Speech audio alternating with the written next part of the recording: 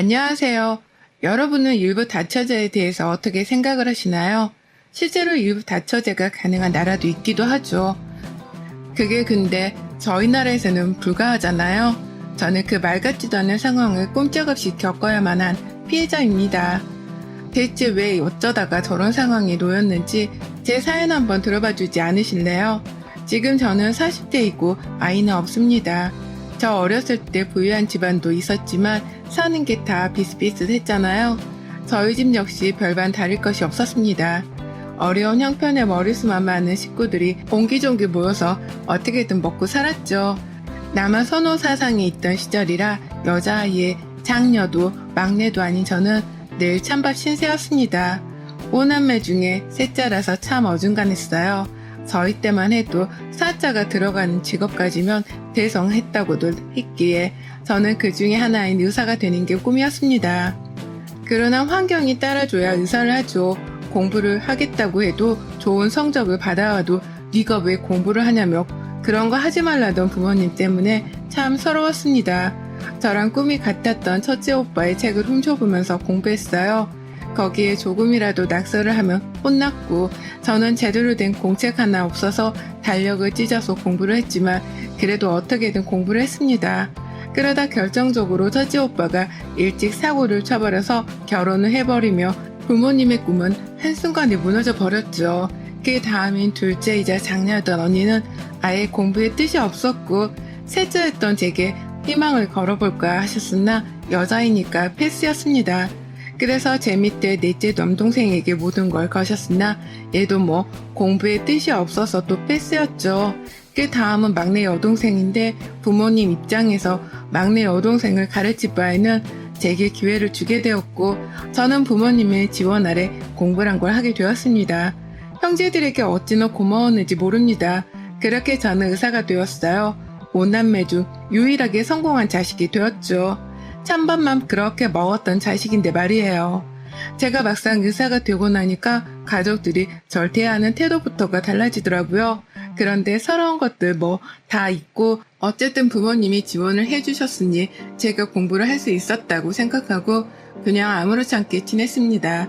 부모 형제들 힘들 때 도와줬고 제가 힘들게 번 돈이지만 혼자 쓰려고는 하지는 않았죠.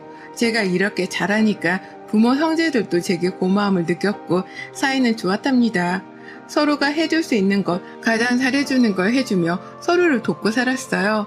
4남매 모두 결혼했는데 유일하게 저만 미혼인 상태라서 최대의 관심사가 늘 제 혼인이었습니다. 저는 제 개인 병원을 개원하고 싶어서 앞만 보면 참 열심히 살았거든요. 그러니 뭐 연애할 시간이 있긴 하겠어요. 거기다 돈 좀 모일만 하면 죽는 소리 하는 부모 형제들 덕분에 돈이 줄줄 새어나갔죠. 그러다 30대 중반에 소개로 지금의 남편을 만났고 느낌이 확 와서 연애 1년 하고 바로 결혼했습니다. 노처녀로 살 줄 알았는데 이게 또 어떻게 짝이 있더라고요. 나이가 꽤 있는 상태로 결혼을 하다 보니까 아무래도 이세 얘기가 끝없이 나왔습니다. 저도 잘 알고 있는데 꼭 집어서 자꾸만 말을 해주시니 몸둘 바를 모르겠더군요. 시모가 성격이 보통이 아니었는데 제가 의사가 아니었다면 아마 시집살이가 보통이 아니었을 듯해요. 저를 대할 때 한 3박자 정도 참고 쉬면서 말하는 게 보였거든요. 왔니? 그래 일하느라 참 고생이 많다. 내가 너 며느리로 오고 나서 병원 갈 때마다 너 생각이 나서는 의사들한테 얼마나 친절하게 해주는지 몰라. 우리 며느리도 이렇게 고생하겠다 싶어가지고. 네, 잘해주세요. 의사들 겉만 번지를 하지 밥 먹을 시간도 없이 고생하는 사람들 참 많아요. 그러니까 너도 가만 보면 몸매 관리하는 줄 알았는데 못 먹어서 그렇게 살이 없는 것 같아. 가만히 있어봐. 이럴 게 아니라 이참에 내가 보약 치워줄 테니까 그것 좀 먹을래? 그래야 아이도 빨리 들어서고 뭐 그렇지. 아니에요 어머니. 저 체질상 보약 안 맞아요. 제가 해드릴 테니까 드세요. 어머머 의사 며느리라 그런가 아주 클래스가 달라요.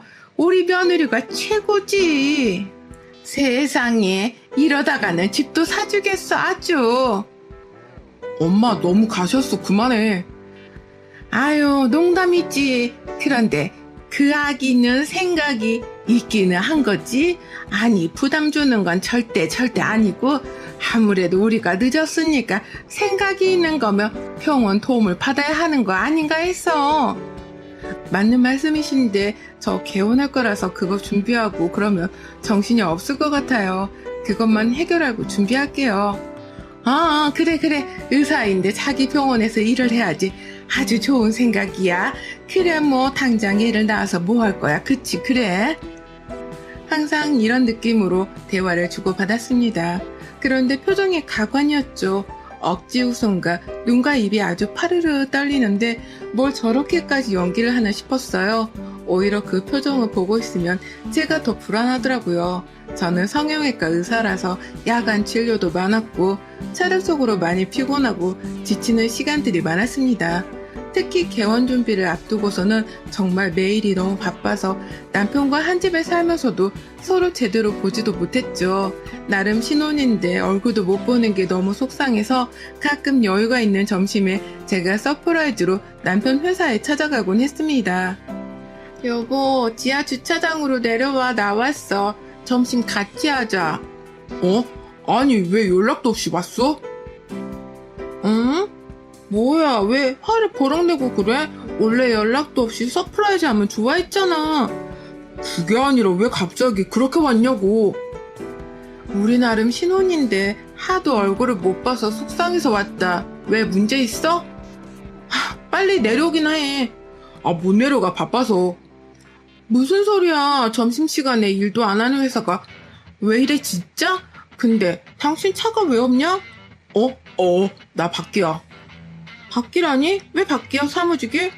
뭐 볼일 있어서 잠깐. 근데 왜 못 내려간다고 거짓말을 해? 나 이런 거 진짜 싫어하는 거 알지? 열받게 하지 말고 딱 말해. 장난치는 거 아니고. 뭐 하는 거야? 지금 똑바로 말해. 말장난 치지 말고. 아니, 너무 놀래서 그런 거고 볼일 있어서 나온 거 맞아. 그래? 그럼 내가 올라가서 오늘 출근했는지 물어봐도 괜찮지? 끊어. 제가 늘 지인들이 돗자리표라고 할 만큼 속이 아주 좋은 편이에요. 남편은 횡설수설하는 저 대화에서 저는 촉이 왔습니다. 이 인간이 아무래도 회사에 출근 자체를 안 한 것 같다는 느낌과 제게 뭔가를 숨기고 있다는 느낌이 말이죠. 저는 아주 자연스럽게 남편 회사로 올라갔어요. 이전에는 자주 얼굴들을 봐서 나름 친한 사이들이었죠. 안녕하세요. 커피 배달 왔습니다. 다들 식사하셨어요? 그이는 어딨나요? 아이고, 여기까지 어떻게 오셨어요? 귀한 커피 잘 마시겠습니다. 근데 오늘 이 팀장 휴무인데 모르셨어요? 어머, 오늘 날짜가 가만히 있어봐. 오늘 수요일이요. 말했을 텐데. 맞네요. 수요일. 제가 요즘 정신이 하나도 없어서 요즘 너무 바쁘거든요. 그래서 그의 얼굴도 제대로 못 봐서 미안해가지고 나름 이벤트 한다고 왔는데 휴무도 까먹었네요. 저희가 대신 꼭 전해드릴게요. 아니에요. 창피하니까 말하지 말아주세요. 다음에 다시 찾아올게요. 저 이렇게 정신없는 거 하면 속상해할 거예요. 맛있게 드시고 오후도 힘내세요. 역시 제 촉은 맞았습니다. 한동안 제가 바쁜 틈을 남편이 뭔가를 하고 있는 게 분명했죠. 그 뭔가가 여자라면 남편은 정말 쓰레기인 게 결혼한 지 반년도 안 된 따끈한 신혼인데 다른 여자를 만난다? 이건 뭐 거의 회복 불가한 쓰레기잖아요. 저는 천천히 접근하기로 했습니다. 원래 이런 일은 이상적으로 접근을 해야지 안 그러면 판이 뒤집히거든요. 우선 저 인간은 저 인간이고 제 인생이 더 우선이니 개원 준비에 더 집중을 했습니다. 여전히 바빴고 개원 준비를 하던 중 기존에 다니던 병원을 그만두면서 제게 한 달이라는 여유 시간이 생겼죠. 이 한 달이라는 시간은 남편놈에게 아주 곤욕이었을 겁니다. 제가 한 달 동안 아주 가정적인 주부로 살았거든요. 남편이 일할 시간이 오전 일찍 오픈한 병원 인테리어나 체크할 부분들을 체크한 후 집에 들어와서 청소하고 오매불망 남편만 기다렸습니다. 여보, 언제 와? 칼퇴야? 야근이야? 어쩌지? 야근할 것 같은데? 그래? 어쩔 수 없지. 고생이네. 아니야, 당신이 늘 고생이지. 개원하면 더 바쁘고 힘들 테니까 지금이라도 푹 쉬어. 자꾸 나한테 밥이랑 막 해주려고 하지 말고. 나 현모양처야. 이거 왜 이래? 의사하지 말고 주부할까봐. 아니야, 당신은 앞치마보다 가운이 어울려. 알겠어. 돈 많이 벌게. 나도. 남편은 원래 칼퇴만 하던 인간인데 제가 집에 있기 시작하니 갑자기 야구만 하더라고요. 아니 이렇게 티를 내는데 모른 척 할 수가 있나요? 저는 배달로 대충 도시락 반찬들을 시켰어요. 제가 또 만들기는 열받고 귀찮았습니다. 시켜서 도시락통에 옮겨서 담고 남편놈 회사로 갔어요. 당연히 없죠, 당연히. 도시락통을 아련하게 들고 불 꺼진 사무실을 배경으로 사진 한 컷 찍은 후 남편에게 톡으로 보냈습니다. 그리고 보지 못하게 바로 전화를 걸었고 발연결을 했어요. 여보, 안 피곤해? 아우, 피곤하긴 하다. 그래서 그런가? 입맛도 없어서 밥도 못 먹었어. 당신은 밥 좀 먹었어? 얼른 집에 가고 싶다. 와이프가 집에 있으면 뭐해? 내가 못 가는데. 그래서 내가 준비해봤지. 어? 뭐야? 왜 불이 다 꺼져 있어? 당신 어딘데, 여보? 여보, 왜 거짓말했어? 여보, 아니야. 그게 아니라. 카톡 사진 봐봐. 나 도시락 이렇게 싸들고 왔는데 사무실 불은 꺼져 있고 당신은 일하는 척하고 나한테 왜 거짓말해? 자꾸? 아, 무슨 소리야. 잠깐 화장실에 온 거야. 왜 그래, 여보? 나갈게. 기다려. 거짓말을 할 거면 그럴듯하게 해. 너무 티나잖아. 장난치니 지금? 집으로 당장 와. 저렇게 발연기를 해주고 집으로 갔습니다. 아무래도 남편놈이 바람을 피우는 게 확실하다고 생각했고 증거 잡아야죠. 다른 건 몰라도 제가 억울한 건 절대 못 견디거든요. 손해보는 장사도 절대 하지 않죠. 집으로 딱 가니까 남편은 무릎 꿇고 앉아있더라고요. 설명해. 미안해, 여보. 사실 내가 요즘 회사에서 많이 힘들어.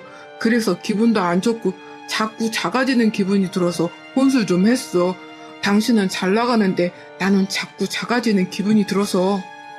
그럼 술을 마실 게 아니라 성장할 생각을 해. 자기 개발을 하라고. 술을 마시면 뭐가 달라지니? 매일 그렇게 술을 퍼마시니까 발전이 없지. 그게 그렇게 고민이고 힘들어 죽겠으면 내가 도와줄게. 당신 회사에 도움되는 자격증 올해 안으로 2개 따자. 알겠지? 아니야. 그렇게까지는 안 해도 괜찮아. 죽을 것처럼 힘들어서 혼술까지 매일 하면서 뭘 괜찮아. 나야말로 괜찮으니까 도와줄 때 해. 내일부터 바로 시작해. 내가 강의 링크랑 다 알아봐서 보낼게. 특별히 결제도 해준다 내가. 알겠지? 아, 그래? 고마워. 역시 와이프 분이네. 뭘 집 서재에서 공부해. 알겠지? 남편이 저를 손바닥 위에 올려두려 하기에 제가 남편 머리 꼭대기로 올라갔습니다. 저희 집 서재, 제 컴퓨터에는 병원 관련 정보들이 있어서 혹시 몰라 홈 카메라가 곳곳에 있어요. 모든 각도에 말이죠. 애초에 남편은 제 컴퓨터 비밀번호를 몰라서 사용도 못하지만 거기에 남편이 들어오면 확인이 가능하니 머리를 나름 굴려봤습니다. 그렇게 꼼짝없이 퇴근 후 공부를 하게 된 남편은 너무 힘겨워했고 저는 중간에 간식을 주며 화이팅을 외쳐줬죠.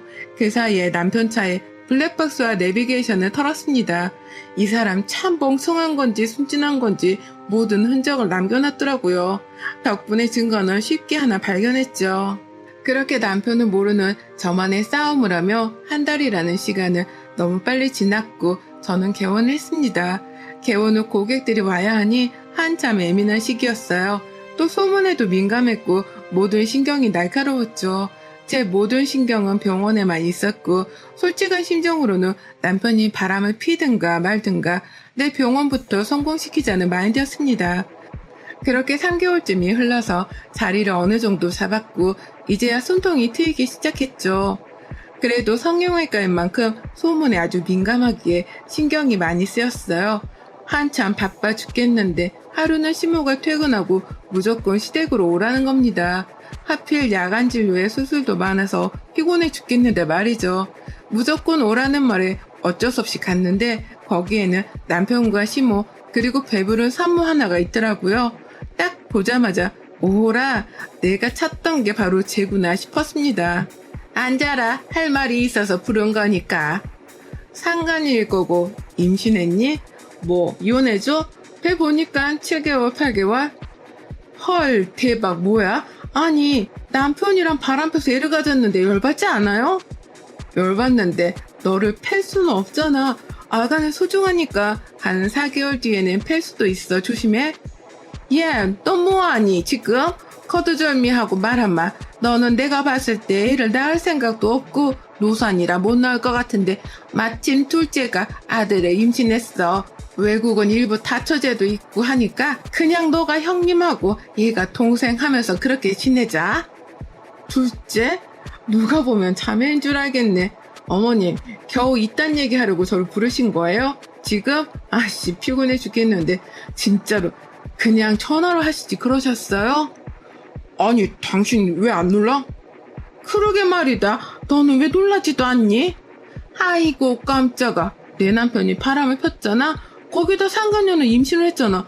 뭐 이런 반응을 원하세요? 아이고 쌍으로 지랄을 하소서. 일부 다처제고 나발이고 피곤해 죽겠으니까 나 건들지 마. 아무도 경고했다. 저는 그렇게 말하고 그냥 나왔습니다. 화도 안 나고 진짜 웃겼어요. 저는 형님이고 상간녀는 둘째라는 시모의 말은 머리털 나고 들은 말 중 베스트였죠. 건들지 말라고 경고를 했는데 시모는 바로 다음날 병원까지 찾아와서 말했습니다.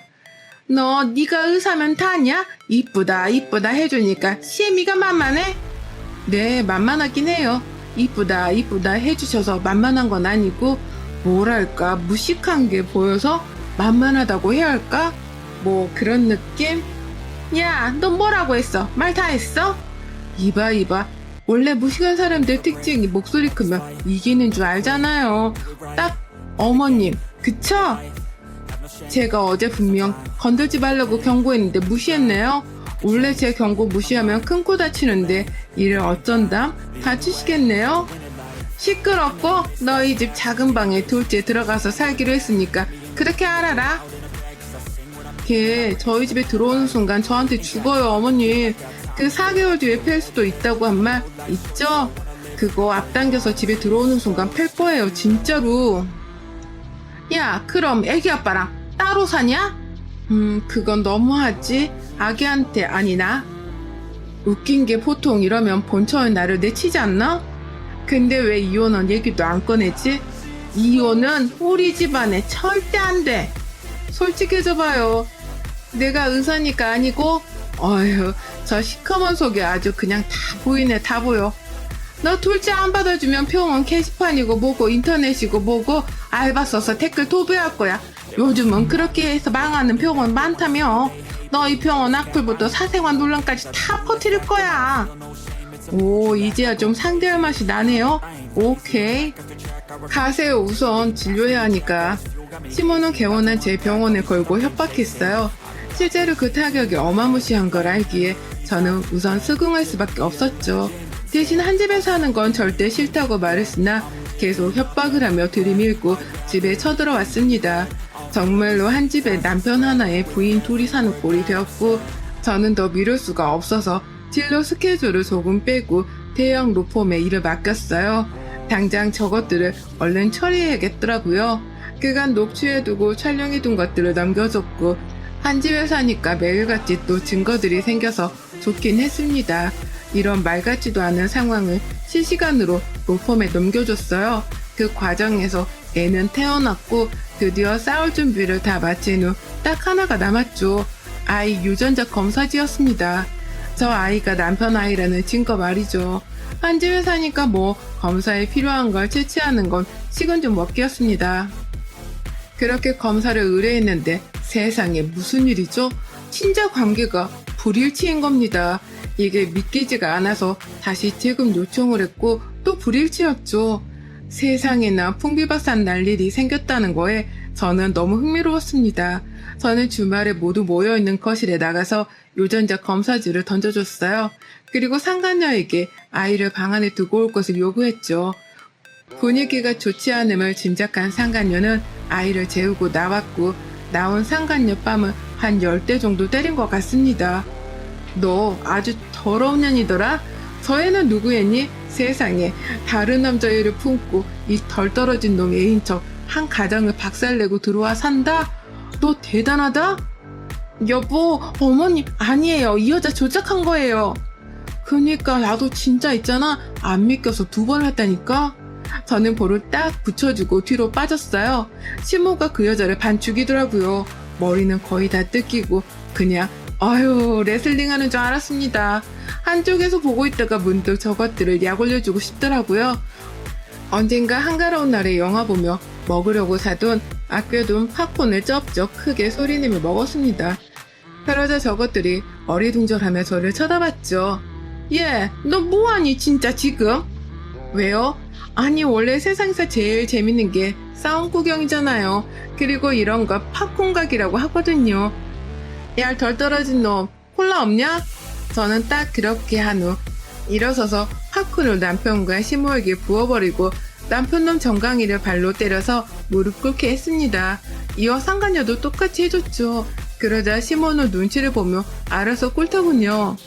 미친 것들, 남의 집에서 아주 난리를 치고 있네. 이제부터는 내 순서야 이것들아. 그렇게 추잡하게 싸울 게 아니라고. 아유 수준 떨어져. 저는 태형 로펌을 끼고 싸웠기에 일사천리로 척척 진행했고 저것들에게 위자료를 많이 뜯었어요. 중간에 알게 된 아주 궁금했던 사실, 상간녀 아기의 비밀은 아기 아빠와 제 남편과 양다리였고 헤어지고 나서 임신 사실을 알았다고 합니다. 그래서 관계를 하지 않았던 상태였는데 급하게 남편과 관계를 했다고 해요. 그렇게 해도 날짜가 맞지 않는데 멍청한 남편은 당연히 지혜라고 생각을 한 거죠. 결국 둘은 헤어졌고 남편 회사에 살짝 소문을 내줘서 그 나이에 잘렸더라고요. 오갈 곳이 없는지 고깃집에서 서빙을 하던데 영원히 그렇게 살기를 바랍니다. 물론 저는 잘 살고 있어요. 바빠서 밥을 못 먹을 때도 많지만 액체로 어떻게든 영양 섭취는 하고 있답니다. 여러분의 생각은 댓글로 남겨주세요. 오늘도 시청해주셔서 정말 감사합니다.